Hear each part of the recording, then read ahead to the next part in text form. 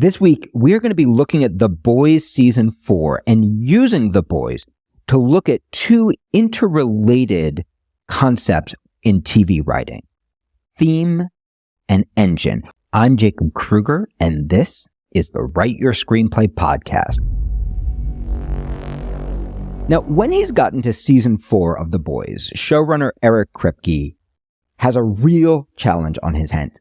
There's not a lot left in Eric Kripke's pocket. We've looked at the past, we've looked at the present. This show is no longer easy to write. And I'm not saying it was ever easy to write, but there are certain elements of engine that make a show easier to write in its earlier seasons and more challenging as the seasons unfold. There are going to be some spoilers of The Boys.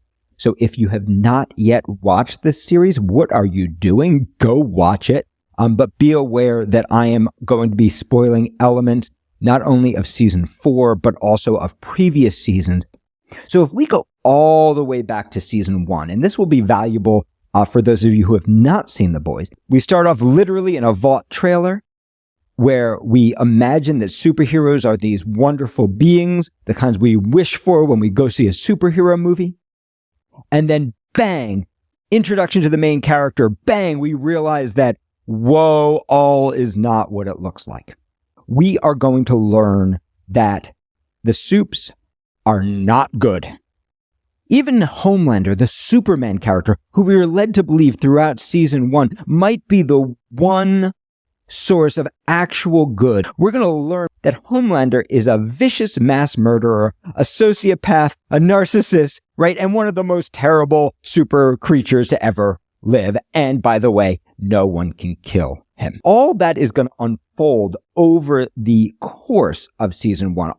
Kripke has all of these little secrets up his sleeve. And part of the engine of the show is watching how Hughie is going to go on a journey where he learns that superheroes are not who he believes. And Annie, on the superhero side of things, she is starting to learn that being a superhero isn't what she thought it was. All these characters are going to go on huge journeys of change, right? And this is part of the engine, the thing that makes the series go, the thing that makes each episode feel both the same and different, which is that we're going to get, amidst all the wonderful genre stuff, that we're actually going to watch these characters go on journeys in relation to their perceptions of themselves and the world and what good is and what bad is. That is how Season 1 works. And again, I'm going extremely quickly, but you can see how many elements there are to unfold. But by the time he gets to the end of Season 1, we know Homelander's bad. Annie knows Homelander's bad. Hughie knows Homelander's bad. We know how V works. All these stories have been brought to this incredible completion, which would be great if Kripke was writing a feature film. But The Boys is a series, which means he has to reset it and do it again the next season. And the technique that Eric Kripke has used in every season of The Boys to do that is to go back to theme, right? If Season 1 was about the corporatization of America and misinformation, Season 2 is going to be about a different aspect of our society. In Season 2, a new love interest is generated, and we are going to discover as the piece evolves, what is really going on is not what we imagined, right? What is actually going on is an attempt to bring Nazism back to America, and that in fact Homelander shares these views, right? Even though these are not the views that are being openly expressed to the American people. So again, you can see from an engine perspective, engine is the thing that makes every season and every episode feel both the same and different. From an engine perspective, you can see going back to the same well, new love interest for Homelander, new journey, new secret, new evolution of what is real and what is not real, a new form of manipulation, a new reflection of our own world. In Season 3, we actually are going to look at our past, right? We are going to look at the past America that we imagined was great, right? We are going to look back to those times that we imagined back when America used to be the good guy. And of course, what Kripke is going to do is going to make us look at that in a more complicated way as well. By season 4, the idea that Homelander is Donald Trump is not even remotely subtle, right? And so a shift happens, and Eric Kripke basically comes out and just says it. Hey, by the way, this is Donald Trump, at least the way that Eric Kripke sees him. And what that does, as brilliant as it is as an allegory, it creates a challenge in his engine, because every season of The Boys has been built around the idea of this is what good is, whoa, maybe it's not. So again, what Eric Kripke does as a showrunner is he goes back to theme. He goes back to theme, and this time, in season 4, he chooses a much more personal perspective.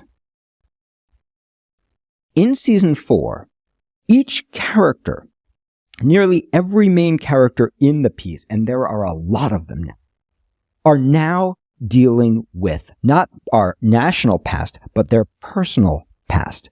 Each character is now having to look at the question of, are we actually heroes? Or have we actually done things along our path to becoming the kind of heroes we want to be that cannot be forgiven, that cannot be escaped? He's actually asking the question of, how do we as a nation heal from the trauma of the past that we have all just been through together? And how do we as individuals heal from the traumas of our individual pasts? So let's talk about how this works for each character. We're going to start out actually with Homelander.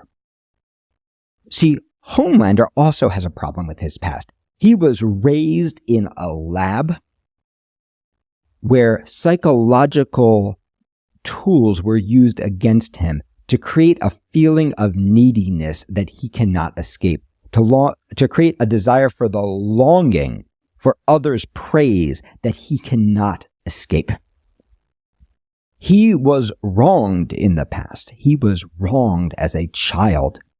And this is part of what he is trying to get past. And it's part of what has shaped him into the person he's become, right? And then, of course, we are watching him try to shape his son, Ryan, who has powers as strong as him, and who is caught between his loyalty to his father, Homelander, and to his surrogate father, Butcher, the leader of the boys, who's morally complicated in his own ways, right? So, in season 4, Homelander is going to try to escape his past.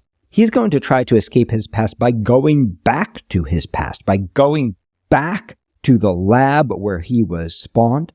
And he's literally told by one of the scientists who raised him, you can't escape this, right? You will never escape your need for approval. Now, what I love about this is this speaks not just to the Homelander condition, but this speaks to the human condition. And this is important when you're writing a sociopath. They've got to be human, right? If you write a sociopath and you do not allow them to have any human drive, it's impossible for us to connect to them. So while we may not have been raised in a lab like Homelander, while we may never have mass murdered a bunch of people, while we may not be sociopaths or narcissists, right? We, like Homelander, know what it's like to have this desire inside of us to please, to be loved, to be admired, right? We can connect to that. And Homelander, being Homelander, chooses the most disgusting way to try to free himself from that, which is by psychologically torturing and killing the people who did this to him, right? He chooses revenge, psychological revenge, physical revenge, right? And of course, this is exactly what it's so easy for us to do as human beings, right? To recreate the sins that were done to us in even worse ways, right? To become the monsters that created us, right? So that is the threat Will we become the monsters that created us, right? Or will we find a different way to break free of our own past? Because part of the engine is that each season there will be a different love interest for Homelander. In this season, we get a new love interest, Firecracker. Firecracker is essentially a podcast host who gets escalated to stardom because she can help Homelander. And she understands Homelander's need. She understands his need for mother's milk, right? If you remember way back in the first season, there are some very disturbing scenes of the mother-daughter, boyfriend-girlfriend, complicated relationship between him and the woman who runs Vought, the woman he'll kill at the end of season 1. In season 4, that gets brought back. Firecracker is taking hormones in order to be able to express milk so that he can nurse from her, right? She has stepped into that complicated mother role, right? And she, like all the characters, is a stand-in for the problems that we have as a society, right? She is the Marjorie Taylor Greene, the Lauren Boebert, right? She is that character, the person who, by being inflammatory, right, can bring herself to fame and power, right? And she plays a really interesting role because she is so far on that side of things, right? That she is both a bully in her relationship with everybody else in the world and completely subservient and constantly hurt in her relationship with Homelander, right? This is, again, really complicated. She is an awful character, but she is part of a human paradigm. Now, of course, she exists for another purpose as well, which is to force Annie, aka Starlight, to deal with her past, right? Annie, of course, is the purest good guy in the whole darn show, right? Even though in season 1 she's victimized sexually, right, and does make a choice to have oral sex with the Deep in return for her career on the Seven. She is the most clearly centered, heroic person in the piece. But over the course of the season, Firecracker will first off expose her for having had an abortion, right? Forcing her to deal with the doubt and the questions around that. But even more importantly, there will be a confrontation between Annie and Firecracker, where Annie has to confront the fact that as a little kid on the soup circuit, she wasn't nice. That she was, in fact, cruel to Firecracker, a soup who was weaker than her, a little girl who she tortured because she had the power in that relationship, right? And so you can see this is the same game that Kripke plays every season, but this time it's happening not just on a socio-political level, but on a personal level. Even Annie has to deal with the part of her that is not good. Okay, let's look at Hughie. Hughie is also going to have to deal with the past. He's going to deal with it in a slightly different way, right? He's going to have to look at his alliance with Newman, who's now becoming the vice president of the United States, but who he secretly knows is a soup.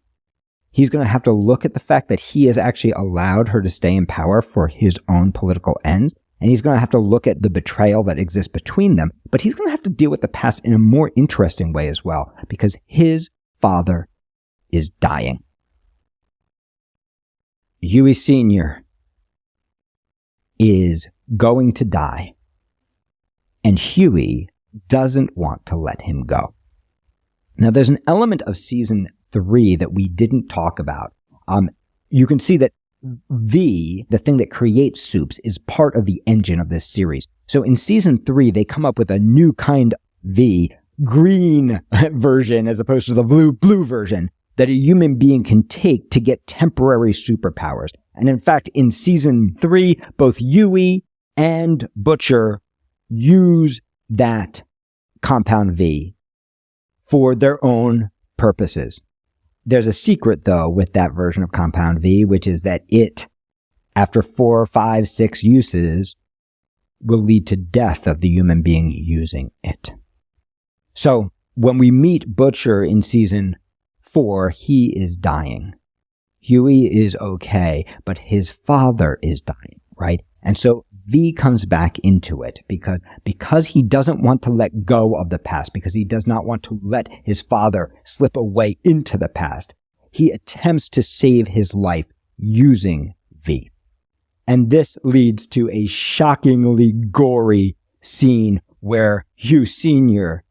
accidentally becomes a mass murderer. Again, not on purpose. Anytime you use V, things are got to go wrong. It's part of the engine of the piece. So we have this whole journey about not wanting to let go of the past that we're going to see through Hughie, another personal relationship with the past. We're also going to see Hughie by the end of episode 8, by the season finale. Hughie is going to convince the whole group, and particularly Mother's Milk, that they have to let go of their past with Newman.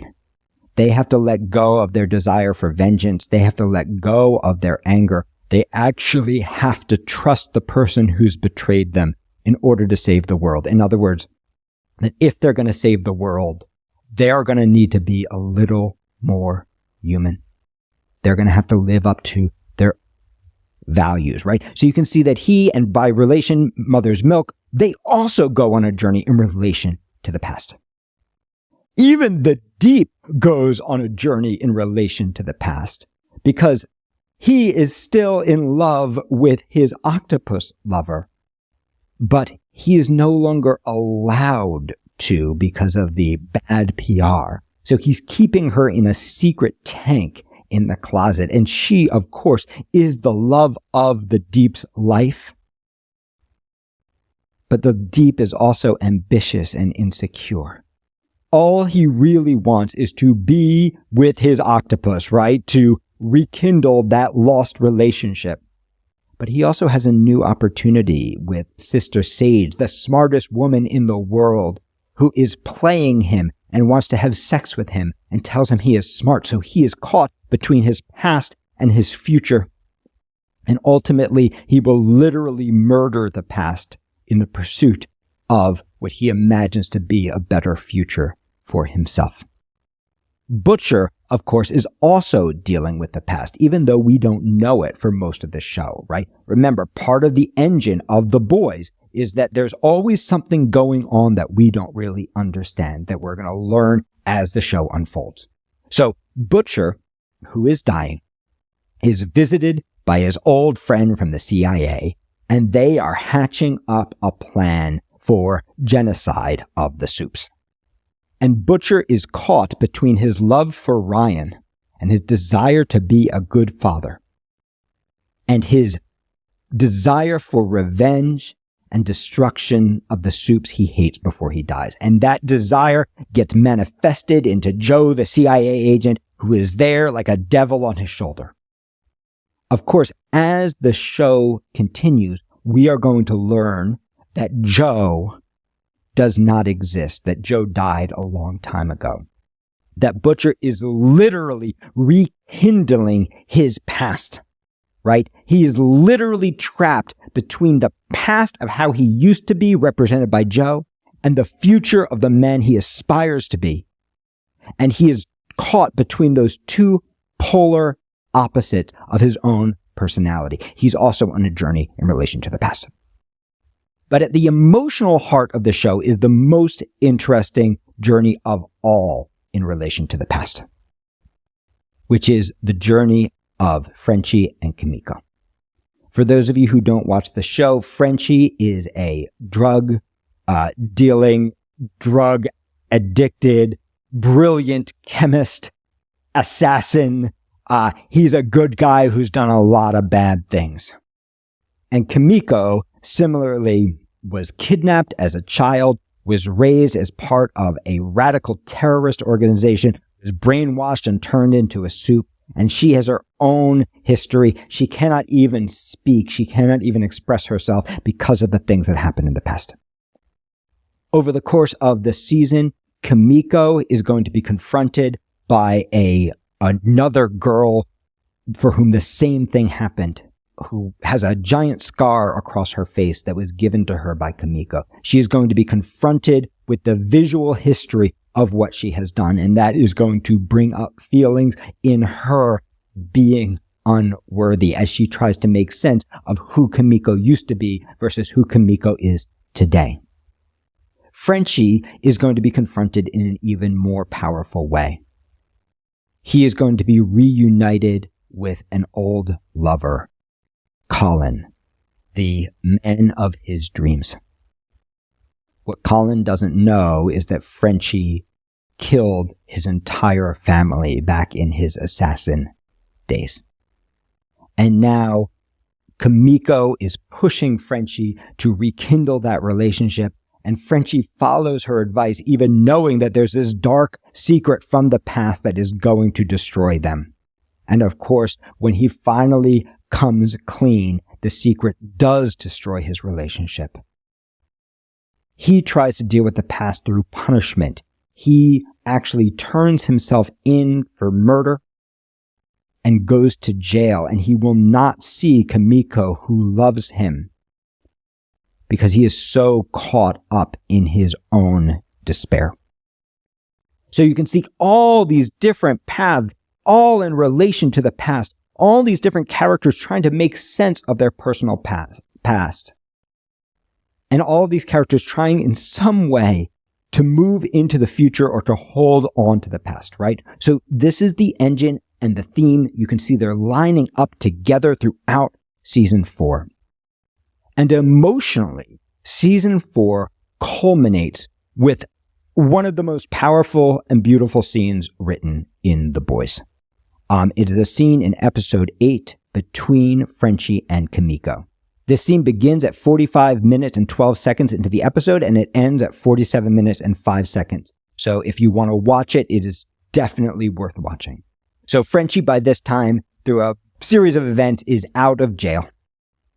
The team has decided as a group to let go of the past, to trust Newman, to make peace, to tap into their higher instincts. Even Annie has decided to let go of a betrayal between her and Hughie so that they can be okay. Everybody is coming back together in relation to the past. And there's this gorgeous little scene between Frenchie and Kimiko. Frenchie asks Kimiko, "You really think this is wise in relation to Hughie's plan of trusting Newman and forgiving Newman and actually listening to the most human parts of themselves?" And Kimiko responds, "What if Hughie is right? What if forgiveness is the best we can do?" Frenchie asks, "Even to Newman?" And Kimiko responds, "To Newman, to ourselves." Frenchie responds, "Newman is easy compared to us." How? And I love this line because I think it's a question that all human beings, that all of us are asking ourselves all the time. How? How do I let go of the past? How do I forgive the people who've hurt me? How do I forgive myself the things that I have done that shame me, that don't fit my view of who I want to be? How do I make up for the ways I've let myself down as a human, as an artist, as a friend? How do I forgive myself? And of course, the bigger question that Kripke is asking, how do we forgive each other with all that we have been through over the past many years as a nation? How? And Kimiko, of course, has the most beautiful response. "We try a little every day, I guess." And this is actually the emotional heart of The Boys, not just season 4. It is the emotional heart and the culmination of everything we have seen all the way through. What makes The Boys good is not that they are perfect. What makes The Boys good, even a character as complicated as Butcher, is that they try a little every day. And so I would like to leave you with this today. Of course, the scene is going to soar on. Kimiko is going to admit that she didn't really want him to be with Colin. She just thought he deserved someone better than her. And Frenchie's going to respond, there is no one better than you. And they're going to have the beautiful kiss that we've been waiting for 4 episodes. And we might even cry in the middle of all this silliness to finally see it. But what I want to leave you with is this concept, which is there is no one better than you. To try just a little every day. To try just a little every day to forgive. To try just a little every day to be the person that you want to be. To try just a little bit every day to pursue the creative dreams that you have. To try just a little bit every day to let go of the past that is holding you back. So if you enjoyed this podcast, check out our free class every Thursday night.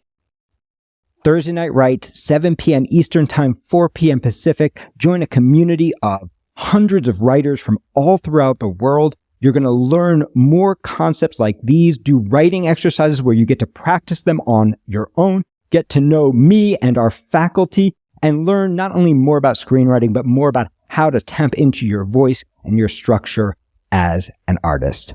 We will see you there.